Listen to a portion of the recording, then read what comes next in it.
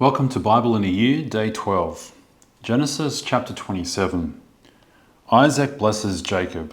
When Isaac was old and his eyes were dim, so that he could not see, he called Esau his older son, and said to him, "My son."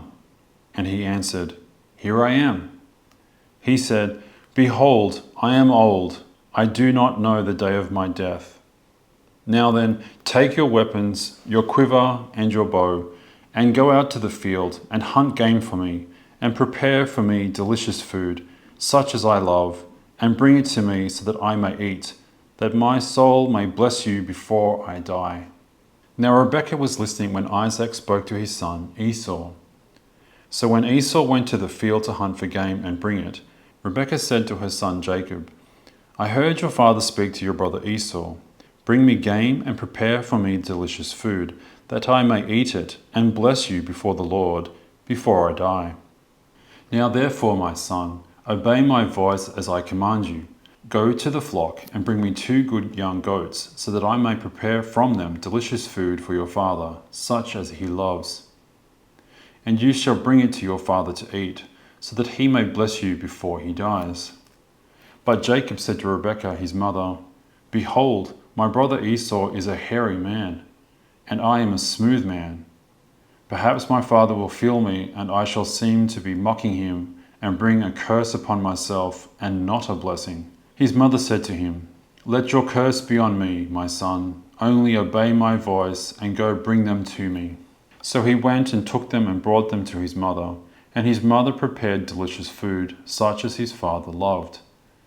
Then Rebekah took the best garments of Esau her older son, which were with her in the house, and put them on Jacob, her younger son.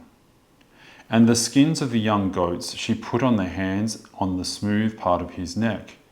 And she put the delicious food and the bread, which she had prepared, into the hand of her son Jacob.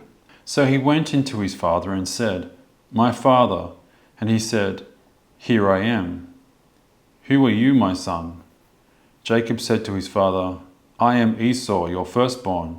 I have done as you told me. Now sit up and eat of my game, that your soul may bless me." But Isaac said to his son, "How is it that you have found it so quickly, my son?" He answered, "Because the Lord your God granted me success." Then Isaac said to Jacob, "Please come near, that I may feel you, my son, to know whether you are really my son Esau or not." So Jacob went near to Isaac his father, who felt him, and said, "The voice is Jacob's voice, but the hands are the hands of Esau." And he did not recognize him, because his hands were hairy like his brother Esau's hands. So he blessed him. He said, "Are you really my son Esau?" He answered, "I am." Then he said, "Bring it near to me, that I may eat of my son's game and bless you." So he brought it near to him, and he ate, and he brought him wine, and he drank. Then his father Isaac said to him, "Come near and kiss me, my son." So he came near and kissed him. And Isaac smelled the smell of his garments and blessed him and said, "See, the smell of my son is as the smell of a field that the Lord has blessed. May God give you of the dew of heaven and of the fatness of the earth, and plenty of grain and wine. Let people serve you, and nations bow down to you. Be Lord over your brothers, and may your mother's sons bow down to you. Cursed be everyone who curses you, and blessed be everyone who blesses you." As soon as Isaac had finished blessing Jacob, when Jacob had scarcely gone out from the presence of Isaac his father, Esau his brother came in from his hunting. He also prepared delicious food and brought it to his father. And he said to his father, "Let my father arise and eat of his son's game, that you may bless me." His father Isaac said to him, "Who are you?" He answered, "I am your son, your firstborn, Esau." Then Isaac trembled very violently and said, "Who was it then that hunted game and brought it to me? And I ate it all before you came, and I have blessed him. Yes, and he shall be blessed." As soon as Esau heard the words of his father, he cried out with an exceedingly great and bitter cry, and said to his father, "Bless me, even me also, O my father." But he said, "Your brother came deceitfully, and he has taken away your blessing." Esau said, Is he not rightly named Jacob? For he has cheated me these 2 times. He took away my birthright, and behold, now he has taken away my blessing. Then he said, Have you not reserved a blessing for me? Isaac answered and said to Esau, Behold, I have made him lord over you and all of his brothers, and I have given to him for servants, and with grain and wine I have sustained him. What then can I do for you, my son? Esau said to his father, Have you but one blessing, my father? Bless me, even me also, O my father. And Esau lifted up his voice and wept. Then Isaac his father answered and said to him, Behold, away from the fatness of the earth shall your dwelling be, and away from the dew of heaven on high. By your sword you shall live, and you shall serve your brother, but when you grow restless, you shall break his yoke from your neck.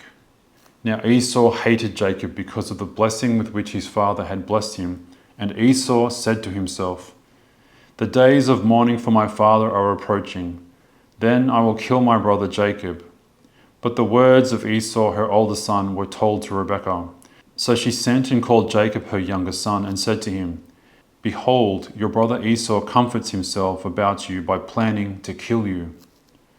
Now therefore, my son, obey my voice.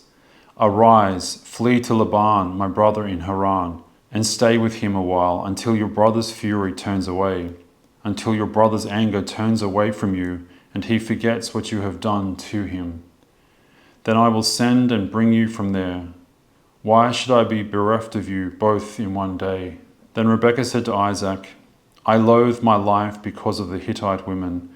If Jacob marries one of the Hittite women like these, one of the women of the land, what good will my life be to me? Genesis chapter 28. Jacob sent to Laban. Then Isaac called Jacob and blessed him and directed him, You must not take a wife from the Canaanite women. Arise, go to the Padan Aram, to the house of Bethuel, your mother's father, and take as your wife from there one of the daughters of Laban, your mother's brother.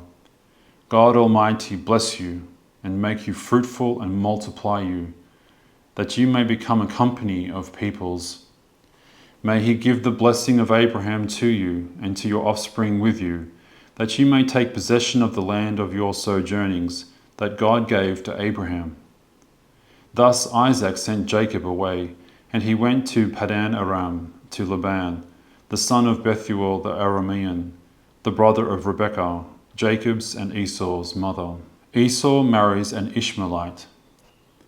Now Esau saw that Isaac had blessed Jacob, and sent him away to Padan Aram to take a wife from there, and that as he blessed him, he directed him, You must not take a wife from the Canaanite women, and that Jacob had obeyed his father and his mother, and gone to Padan Aram. So when Esau saw that the Canaanite women did not please Isaac, his father, Esau went to Ishmael and took as his wife, besides the wives he had, Mahalath, the daughter of Ishmael, Abraham's son, the sister of Nebaioth. Jacob's dream. Jacob left Beersheba and went toward Haran, and he came to a certain place and stayed there that night, because the sun had set.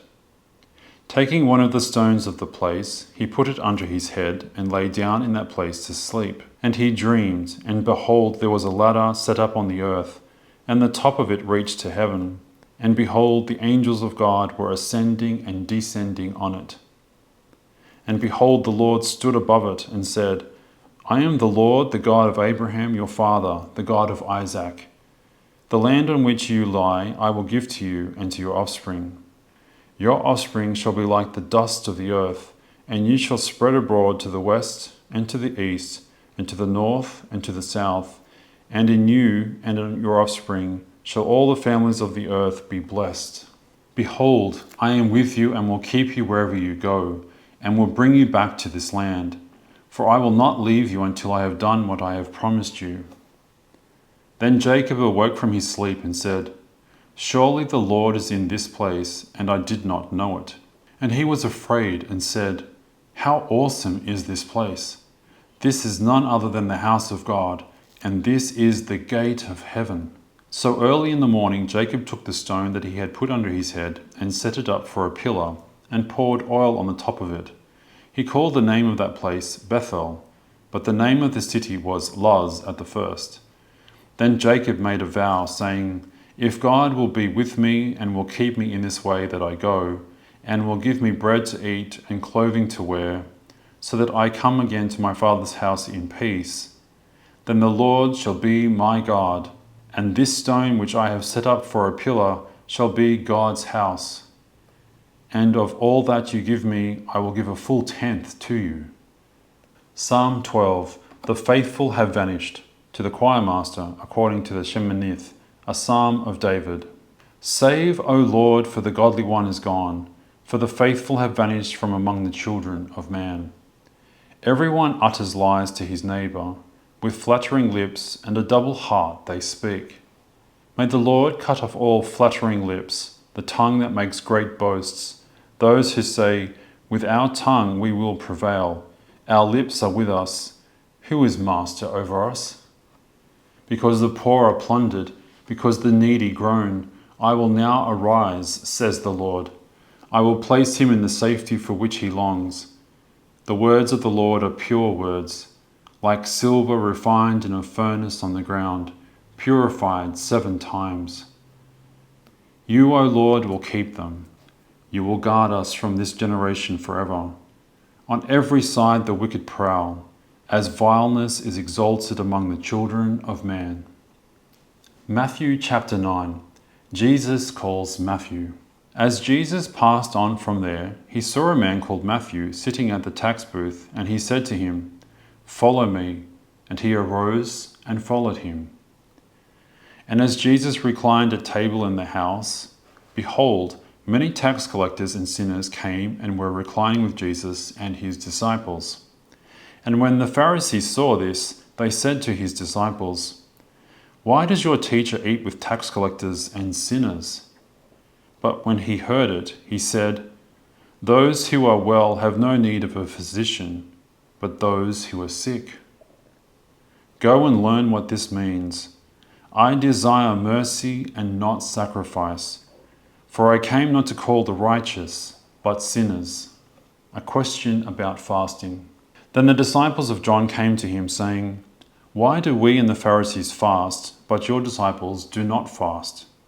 And Jesus said to them, "Can the wedding guests mourn as long as the bridegroom is with them? The days will come when the bridegroom is taken away from them, and then they will fast. No one puts a piece of unshrunk cloth on an old garment, for the patch tears away from the garment, and a worse tear is made. Neither is new wine put into old wineskins. If it is, the skins burst, and the wine is spilled, and the skins are destroyed. But new wine is put into fresh wineskins, and so both are preserved."